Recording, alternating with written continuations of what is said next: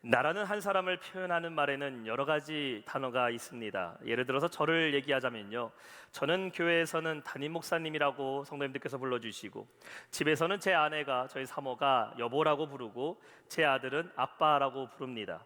그리고 친구 동기 목사들은 저에게 고목사 혹은 요세바라고 친근하게 제 이름을 부를 때도 있고, 같은 아파트 슈퍼마켓에 계신 아저씨는 저를 보고 사장님이라고 부릅니다. 그리고 저희 동네에 사는, 저희 아파트 동에 사는 항상 저에게 인사를 잘하는 그 중학생 아이는요, 저한테 아저씨 안녕하세요라고, 저에게 아저씨라고 호명을 합니다.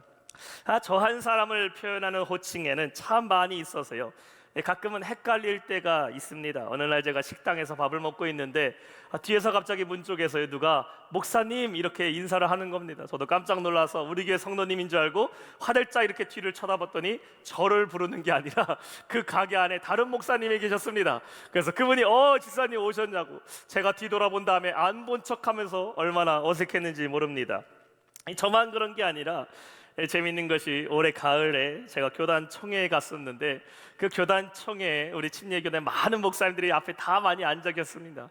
근데 그 안에 저 뒤에서, 행사장 뒤에서 누가 목사님 이렇게 부르니까요, 제 앞에 있는 목사님이 다 뒤를 쳐다보는 겁니다. 저도 뒤를 쳐다봤어요. 그러니까 누가 목사님이라 부르면은 무의식적으로 이렇게 뒤를 쳐다보는 거. 그러니까 여러분, 혹시나 어디서 저를 부르실 때는 목사님 하지 마시고 제 이름을 꼭 얘기해 주세요. 고요셉 목사님, 담임 목사님 부르셔야지 제가 제대로 쳐다볼 수 있습니다. 혹은 어떤 분들은 저에게 고목사님, 고목사님, 그런데 그러시면 안 됩니다. 저랑 원로 목사님 동시에 쳐다보셔요.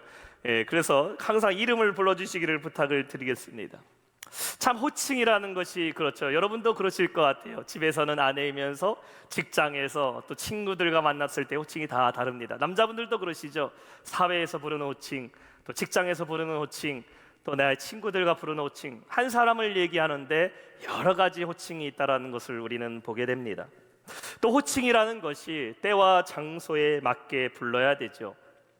집에서는 저희 사모가 여보라고 부르는 게 편한데, 교회에서는 저희 사모가 여보라고 부르면요, 괜히 성도님들 눈치를 보게 됩니다. 그래서 제가 처음에 이제 사역을 할 때, 목사가 돼서 사역할 때 저희 아내한테 이렇게 얘기한 적이 기억이 나요. 여보, 교회에서는 여보라 부르지 말고 목사님이라고 불러야 돼.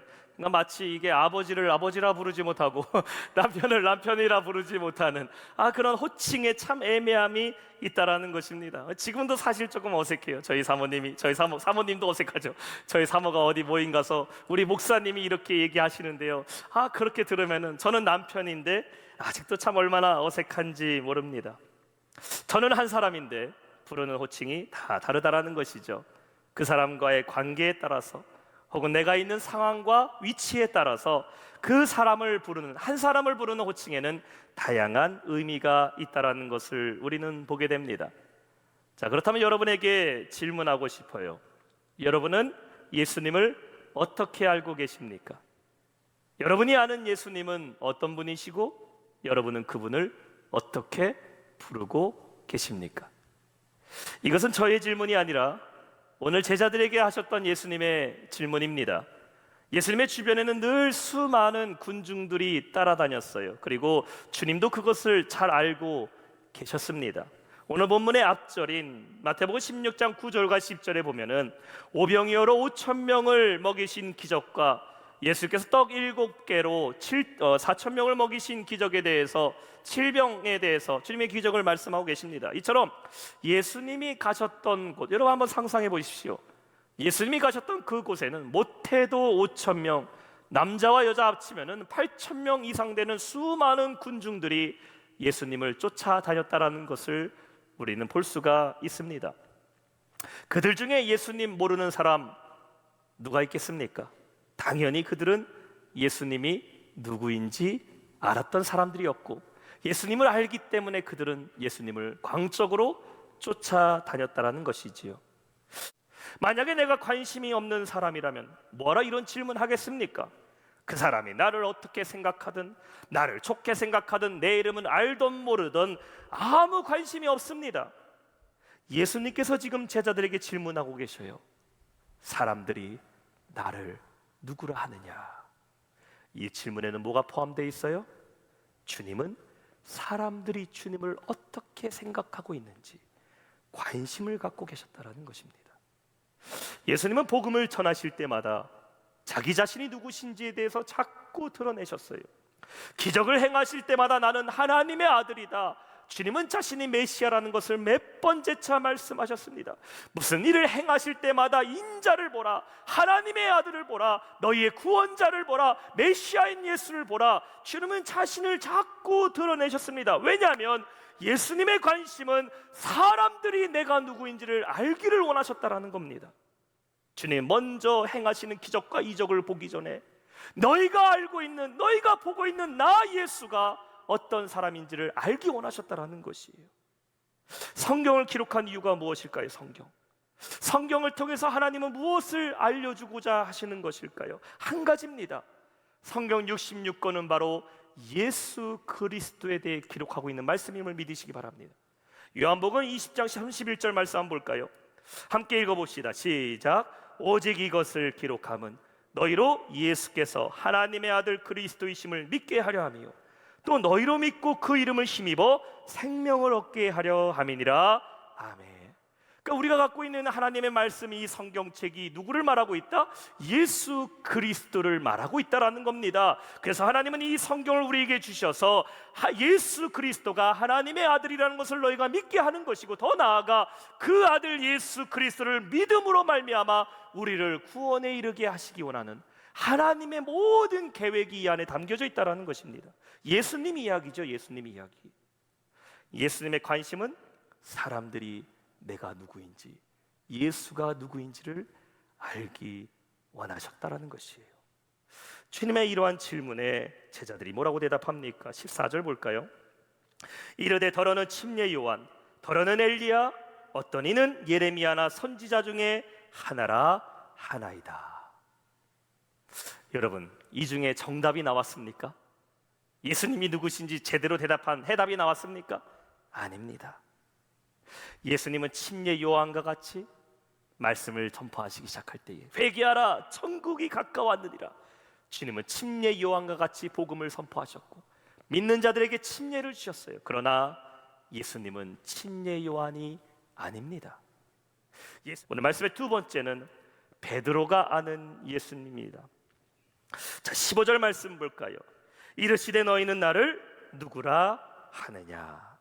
자, 예수님께서 두 번째 이제 제자들에게 질문을 하십니다.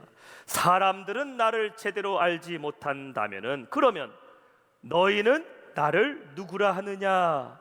다시 말해, 너희는 나를 어떻게 알고 있느냐라는 그 질문을 하고 계십니다. 그 질문의 대상이 누구죠? 바로 제자들을 향하여 던지신 질문입니다. 학창 시절에 보면요, 선생님의 질문에 대답을 잘하는 학생들이 있어요. 근데 대답을 못하는 학생들을 가만히 살펴보면은 크게 세 가지로 생각할 수가 있습니다. 대답 못하는 학생들이요, 첫 번째, 정말 답을 모르기 때문에 선생님이 던진 질문에 답을 못하는 학생들이 있죠. 두 번째 학생들은 어떤 학생들입니까? 답을 알기는 압니다. 알기는 아는데 정말 선생님이 이 질문을 한 것인지 내 대답에 긴가민가 확신이 없어서 주저주저 하면서 대답하지 못하는 학생이 있어요. 세 번째 학생들은 어떤 학생들입니까? 대답을 알고 있지만 자신감이 없어서 대답해야 될 기회를 놓쳐버리는 그런 학생들도 있다라는 것이죠. 자, 오늘 예수님의 이 질문에서 제자들은 점수를 딸 수 있는 절호의 기회입니다. 왜냐하면 예수님께서요, 웬만해서는 제자들에게 무슨 질문을 하신 적이 거의 없기 때문입니다. 예수님이 질문하실 때는 대부분 1대1로 만나서 질문하셨어요. 너는 천국이 있는 걸 믿느냐? 내가 하나님의 아들인 걸 믿느냐? 너는 나를 따라오겠느냐? 예수님의 질문은 1대1의 질문이었지, 다수를 향하여 사람들이 너희가 나를 어떻게 생각하느냐 이런 질문 주님 거의 하지 않으셨습니다. 아마 유일한 질문인 것 같아요. 그래서 이 질문에 대답하는 사람은 예수님 점수 따는 제자 아니겠습니까? 자, 전체에게 질문하셔요. 너희는 나를 누구라 하느냐? 이 질문에 예수님이 그리스도라는 것을 모르는 제자가 어디 있겠습니까? 그 사람은 제자라고 부를 수도 없겠죠. 모두가 다 12명 제자, 예수님이 누군지 압니다. 문제는 무엇이에요? 그 주님이 누구신지에 대해서 정확하게 대답할 수 있는 제자가 없었다라는 것이죠. 그때 명쾌한 해답을 한 사람이 등장하게 되는데 그 사람이 바로 베드로입니다. 한번 우리 16절 말씀 읽어볼까요? 16절 시작. 시몬 베드로가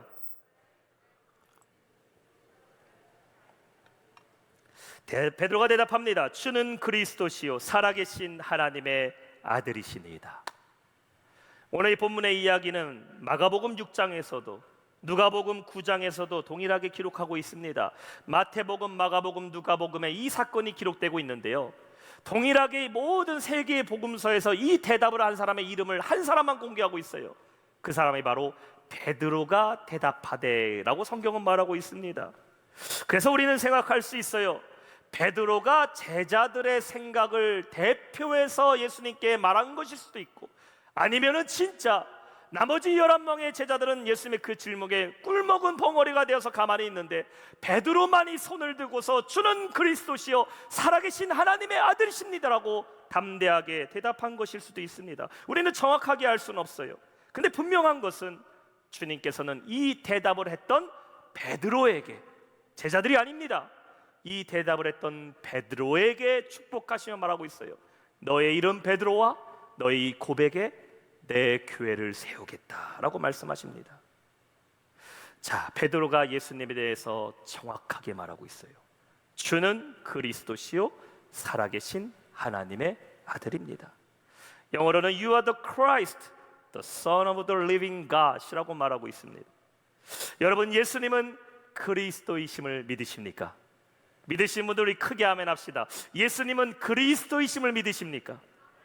성경이 예수를 말할 때에 예수 그리스도 혹은 그리스도 예수라고 기록하는 것을 보게 됩니다. 그래서 어떤 분들은 이렇게 생각해요. 예수 그리스도가 하나의 이름이라고 생각하시는 분들도 있어요. 우리가 영어 이름 말하면요, 제 영어 이름은 조셉 코입니다. 그래서 조셉은 제 이름이고 코는 성이에요. 그래서 예수님의 이름 예수 그리스도라 하니 예수는 이름이고 성은 그리스도다라고 생각하시는 분들이 있는데, 사실 예수와 그리스도는 서로 다른 의미를 갖고 있습니다. 예수라는 말은 무엇을 뜻할까요? 마태복음 1장 21절로 한번 가봅시다. 아들을 낳으리니 이름을 예수라 하라. 이는 그가 자기 백성을 그들의 죄에서 구원할 자이심이라 하니라. 자, 예수님이 탄생하실 때 천사가 마리아에게 나타났죠. 그리고 아기의 이름을 예수로 정하라 하라고 명령합니다. 그러면서 예수라는 이름의 뜻은 그가 자기 백성을 저들의 죄에서 구원할 자이다 라고 말하고 있습니다. 물론 예수라는 이름이 예수님 시대 때는 흔한 이름이었어요. 우리나라의 철수와 영희와 같이 흔한 이름이었지만 예수님의 이름에는 특별한 의미를 부여한 것이죠. 예수 곧 자기 백성을 죄에서 구원할 자라는 것이죠. 자, 그렇다면 그리스도라는 말은 무엇을 뜻하고 있을까요? 그리스도라는 말의 의미는 기름 부음 받은 자라는 의미를 갖고 있어요. 헬라어입니다. 크리스토스라고 말해요. 기름 부음 받은 자. 자, 이 그리스도를 히브리어로 번역한다면 세 글자가 됩니다. 바로 메시아가 되는 거예요. 따라합시다. 그리스도는 메시아, 메시아는 그리스도. 그래서 그리스도와 메시아 같은 말이에요. 뜻은 기름 부음 받은 자라는 것입니다. 그 성경에 보면은 예수 그리스도라고 말하기도 하고 메시아 예수라고 말하기도 하죠. 같은 의미입니다.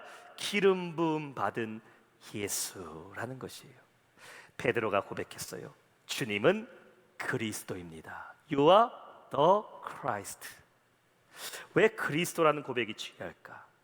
기름 부음 받은 자라는 것은 무엇을 뜻할까요? 구약 시대에 누가 기름을 부음을 받습니까? 선지자와 왕은 기름 부음을 받았습니다.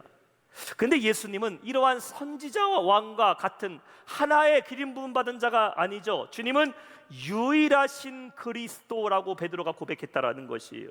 그래서 영어 성경 보면요, 예수는 그리스도라고 얘기할 때 You are the Christ라고 얘기합니다. 정관사 더가 붙어요. 원어에서도 동일하게 써 있어요. 호라는 말을 씁니다. 그래서 호 크리스토스라고 말합니다. 그냥 크리스토스, 다수 중에 기름 부음 받은 한 사람이 아니라 예수는 바로 그 유일한 기름 부음 받은 자 호 크리스토스라고 말하는 것이죠. 유일하신 그리스도, 유일하신 기름 부음 받은 자라는 것이, 이것은 예수님은 완전하신 분이다라는 것을 고백하고 있는 것이에요. 기름 부음 받은 선지자들도 훌륭한 사람들이었지만 그들에게는 약점이 있었습니다. 사람이기 때문에 연약함이 있었어요. 엘리야도 위대한 선지자였지만 그도 하나님 앞에 불평불만할 때가 있습니다. 차라리 나를 죽여달라고, 하나님 못하겠다고 원망한 적이 있어요. 다윗도 기름 부음 받은 왕이었지만, 그도 기름 부음 받은 왕이었지만 다윗도 하나님 앞에 범죄할 때가 있어요. 기름 부음 받은 사람이라고 했지만 사람에게는 연약함이 있지만 우리 유일하신 그리스도 예수님은 완전하신 분이심을 여러분 믿으시기 바랍니다. 그분은 우리의 삶에 못 고칠 병이 없고, 예수는 우리의 삶에 못 해결하실 문제가 없고, 예수님은 지금 능치 못함이 없는 분이다라는 것을 고백했다라는 것이, 예수 그리스도라는 것, 그분이 우리의 모든 것을 다스리는 왕이시고, 그분 위에 높은 왕이 없고, 그분이 다스리지 못할 권세가 없다라는 것을 베드로가 고백했다라는 것이에요. 여러분, 우리가 예수 그리스도라고 외치는 이 고백이 얼마나 위대한 고백인지를 깨달으시기를 축원합니다. 오늘 본다에 보면 영어로 메리 크리스마스라는 글자가 써 있어요. 메리라는 말은 즐거운이란 말이죠. 크리스마스라는 것은 두 단어가 합쳐진 거예요. 크리스토스 and 메스라는 말이죠. 그리스도를 예배한다. 메리 크리스마스란 뜻이 뭘까요? 즐겁게 그리스도를 맞이하는 예배다. 한번 옆에 계신 분들과 인사합시다. 메리 크리스마스. 한 번 더 인사할까요? 메리 크리스마스. 그렇습니다. 메리 크리스마스. 즐겁게 크리스토를 우리가 예배하자. 그게 메리 크리스마스예요. 왜 우리가 메리 크리스마스를 기뻐하고 기다립니까? 그리스도인 예수께서 우리에게 오신 날이기 때문이에요. 문제 앞에 예수 그리스도의 이름으로 기도합니다라는 것은 무슨 의미입니까? 예수님은 모든 문제도 해결하실 수 있는 능력의 주님이심을 고백하는 것임을 믿으시기 바랍니다. 내 삶의 주인이 예수 그리스도입니다라고 고백하는 건 뭐예요? 우리의 삶을 다스리는 분은 만왕의 왕 대신 예수님밖에 없다라는 것을 선포하는 거라는 것이죠. 그래서 초대교회 신앙에서 가장 핵심은 무엇이었냐? 초대교회 때 그들은 예수는 그리스도다라는 것을 고백하는 것이 신앙 고백의 핵심이었습니다. 사도행전 5장 42절 말씀 한번 볼까요? 그들이 날마다 성전에 있든지 집에 있든지 보세요, 예수는 그리스도다라고 가르치기와 전도하기를 그치지 아니하니라. 우리 한번 따라합시다. 예수 그리스도. 큰 소리로 고백할까요? 예수 그리스도. 주먹을 불끈 쥐시고 예수 그리스도. 아멘. 이게 초대교회 성도들의 삶이었다라는 것이에요. 가정에서 모이면 그들은 날마다 고백했습니다. 예수는 그리스도다. 우리의 삶에 예수는 그리스도다. 우리의 삶에 의지할 분은 예수는 그리스도다라고 그들은 외쳤고, 세상으로 나갈 때도 외쳤어요. 여러분, 예수는 그리스도입니다. 예수는 그리스도입니다. 그들의 신앙의 고백이었어요. 베드로가 고백합니다. 주는 그리스도시요 살아계신 하나님의 아들이시나이다. 살아계신 하나님이라는 것은 무슨 뜻입니까? 주님이 유일하신 하나님이시다라는 것 동시에 주님은 지금도 살아계시고 역사하시는 진짜 하나님이십니다라는 것을 고백하고 있는 겁니다. 사랑하는 성도 여러분, 예수님은 그리스도시고 살아계신 하나님이심을 믿으시기 바랍니다. 오늘 세상에도 사람들이 믿고 의지하는 수많은 거짓된 우상들이 있어요. 마치 이것이 하나님인 것처럼, 이게 능력인 것처럼 의지하고 살아가는 그 세상 속에서 여러분, 우리는 담대하게 고백해야 돼요. 예수님만이 살아계신 하나님이시고 그분만이 그리스도이심을 선포하는 여러분 되시기를 주님의 이름으로 축원합니다. 마지막 세 번째, 그렇다면은 우리가 아는 예수 그리스도입니다. 17절 말씀을 한 목소리 읽어봅니다. 시작. 예수께서 대답하여 이르시되 이를 내게 한 이는 혈육이 아니요 하늘에 계신 내 아버지시니라. 아멘. 자, 본문의 질문, 예수님의 질문은 베드로의 고백에서 끝이 나게 됩니다. 그러나 오늘 이 말씀을 읽고 있는 저와 여러분에게 예수님께서 동일한 질문을 지금 세 번째 던지시고 계셔요. 그건 무엇일까요? 여러분은 예수님을 누구라고 고백하고 계십니까? 나는 예수님을 누구라고 고백하는가? 한번 이 질문을 여러분 스스로에게 던져보세요. 나는 예수님을 누구라고 고백하고 있는가? 예수님이 여러분 삶에 그리스도이심을 여러분 믿으십니까? 아멘 소리가 이렇게 클 줄 알았어요. 예수님 여러분 삶에 그리스도임을 믿으십니까? 내 삶은 주님 안에 있고 주님 안에 모든 능력이 있고 여러분 삶의 주인이 예수 그리스도라는 사실을 믿으십니까? 주님은 그리스도이십니다. 이 믿음으로 우리는 살아가야 돼요. 예수님은 그리스도입니다. 그런데 예수님이 그리스도이시라는 것을 머리로 알아요. 신앙생활 오래 하면은 예수 그리스도 자연적으로 나옵니다. 그런데 우리의 삶이 주님을 그리스도로 여기지 않고 살아가고 있지는 않느냐라는 것이죠. 그래서 오늘 17절에 중요한 말씀 주님께서 하고 계셔요. 예수께서 대답하여 이르시되 바요나 시몬아 내가 복이 있도다. 이를 내게 알게 하니는 혈육이 아니요 하늘에 계신 내 아버지시니라. 자, 베드로를 축복하신 예수님께서요 의미심장한 말씀을 지금 하고 계십니다. 이를 내게 알게 하니는 혈육이 아니다. 즉 너의 지식과 생각, 너의 경험에서 나온 게 아니라는 것이죠. 누가 알게 했다? 하나님이 알게 했다라고 말씀하고 있어요. 베드로가 이렇게 예수는 그리스도라고 대답한 것이 우연이 아니라는 겁니다. 혹은 베드로가 가진 지식에서 나온 대답이 아니라는 것이에요. 생각해 보세요. 예수는 그리스도십니다. 예수는 그리스도십니다. 100번 달달달 외운다고 나오는 대답이 아니라는 겁니다. 무엇입니까? 하나님이 그의 마음 가운데 역사하셔서 주시는 고백이라는 것이죠. 성령께서 베드로에게 지금 역사하셨을 때에 그가 입에서 나오는 고백이 예수는 그리스도시요 살아계신 하나님이시다 라는 고백이라는 겁니다. 지금 앉아있는 제자들 중에 예수님이 그리스도라는 것을 모르는 제자 누가 있습니까? 오늘 예배드리는 여러분 중에서 예수가 그리스도라는 것을 모르는 분 누가 있습니까? 신약에만 그리스도라는 이름이 500번 넘게 기록되어 있어요. 제자들이 왜 몰랐습니까? 아무리 지식으로 알아도 성령께서 함께 하신다면, 않는다면 주님이 그리스도란 사실을 우리는 잊고 살아간다는 것이에요. 지난 한 주간의 삶을 한번 돌아보세요. 여러분 진짜 예수님이 그리스도라는 것을 고백하며 사셨습니까? 예수님이 내 삶의 주인이고 내 삶의 모든 문제는 주님께서 해결하신다는 그 믿음의 고백으로 살아가셨어요. 메리 크리스마스라고 인사는 하지만 정말 그리스도로 오신 예수님을 영접하는 성탄절이 기대되십니까? 아니면 문제 앞에서는 주님을 그리스도라고 찾는 것 같아 보이는데 현실의 삶에서는 세상의 방법을 찾았고 주님이 왕이시라고 그리스도라고 내가 고백은 하지만 어느새 지난 한 주간의 삶에서 왕은 내 자신이 되어버렸고 내가 중요하게 여겼던 것들이 왕이 되어 살아가지는 않았느냐라는 것이에요. 예수님이 그리스도라고 고백할 수 있는 이 고백은 정말 주님을 내 삶에 모시고 성령의 인도하심을 따라 살아갈 때에 나올 수 있는 고백이라는 것을 여러분 믿으시기를 바랍니다. 그래서 초대교회 성도들은 날마다 모일 때마다 예수가 그리스도라는 것을 나누고 외치며 가르치며 서로 고백하며 살아갔다라는 것이에요. 로마서 8장 1절과 2절 볼까요? 그러므로 이제 그리스도 예수 안에 있는 자에게는 결코 정죄함이 없나니 2절 보세요. 이는 그리스도 예수 안에 있는 생명의 성령의 법이 죄와 사망의 법에서 너를 해방하였습니다. 빌립보서 2장 5절에 말합니다. 너희 안에 이 마음을 품으라. 어떤 마음이라고요? 곧 그리스도 예수의 마음을 품으라.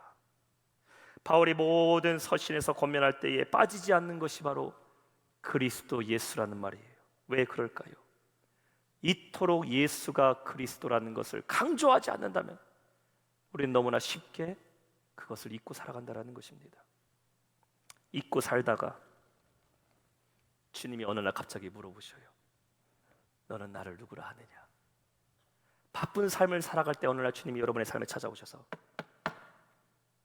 너는 나를 누구라 하느냐? 그때에 우리는 다른 제자들처럼 머뭇머뭇거리면서 아, 예수님 친례 요한같이 말하셨죠. 아, 예수님 엘리야 선지자같이 내 삶에 기적을 베푸셨죠. 엉뚱한 대답을 해버리면 안 돼요. 우리는 항상 예수는 그리스도이십니다라는 것을 고백하며 살아가는 성도 되시기를 주님의 이름으로 축원합니다. 그런 빌립보서 4장 7절 말씀과 같이 모든 지각에 뛰어난 하나님의 평강이 그리스도 예수 안에서 우리의 마음과 생각을 지키실 줄로 믿습니다. 날마다 고백하세요. 예수님은 그리스도입니다. 우리 한번 고백할까요? 예수님은 그리스도입니다. 줄여서 고백합시다. 예수 그리스도. 한 번 더, 예수 그리스도. 아멘. 주님만이 우리의 삶의 구주셔요. 내 삶의 구원자입니다. 이 고백으로 날마다 주님을 그리스도로 모시며 살아가는 우리 모든 영락의 성도 되시길 주님의 이름으로 축원합니다. 말씀 맺겠습니다. 세 가지 질문으로 오늘 우리가 말씀을 나눴어요. 첫 번째, 세상이 아는 예수. 두 번째, 베드로가 아는 예수. 세 번째, 저와 여러분이 아는 예수. 세상은 예수님이 누군지 모릅니다. 그래서 우리는 그들에게 예수가 그리스도입니다라는 것을 선포해야 돼요. 주님만이 참된 메시아이고 우리 주님만이 왕이심을 고백해야 될 줄 믿습니다. 성탄절은 예수 그리스도가 우리에게 오신 날입니다. 그분이 그리스도예요.